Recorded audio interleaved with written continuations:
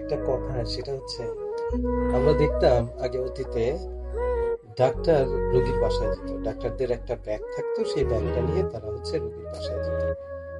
আর বর্তমানে যেটা হয়, ডাক্তাররা তো চেম্বার করে, তো রোগী চেম্বারে যায় এবং ডাক্তারের জন্য অনেক ক্ষেত্রে দেখা যায় যে ঘন্টার পর ঘন্টা বসে থাকে।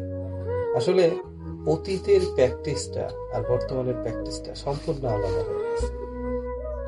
তো আগে যেটা দেখা যেত সেটা হচ্ছে রোগীর জন্য যখন ডাক্তার তাকে দেখতে আসতেন, তার সাথে একটা ব্যাগ থাকতো এবং সেই ব্যাগ নিয়ে রোগীর জন্য যতটুক সময় বা যতটুক সময় লাগে তাকে পথ্য দেওয়ার জন্য ততক্ষণ পর্যন্ত তারা সময় দিতেন। আর এখন হয়ে গেছে সম্পূর্ণ ভিন্ন চিত্র। আপনি অসুস্থ রোগীকে বসিয়ে ঘন্টার পর ঘন্টা ওয়েট করাচ্ছেন, মিনিমাম মানে ডাক্তারের তরফ থেকে রোগীকে আগে জানানো হয় না যে আজকে কোনো কারণে ডাক্তার চেম্বার করতে দেরি করবেন। আসলে বর্তমান সময়টাকে কেমন জানি আমরা খুব বেশি বাণিজ্যিক করে ফেলছি, যার জন্য আজকের আমাদের এই অধঃপতন।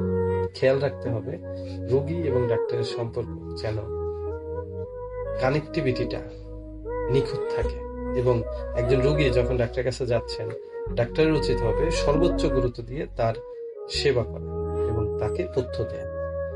তার জন্য যদি রোগীকে অনেকক্ষণ ওয়েট করতে হয়, এখানে রোগীর কিন্তু অনেক রকমের সমস্যা থাকে। তো এই সমস্যাগুলো আমি মনে করি যে ডাক্তারদের করা উচিত না। ডাক্তাররা আপনারা খেয়াল রাখবেন এই বিষয়টা।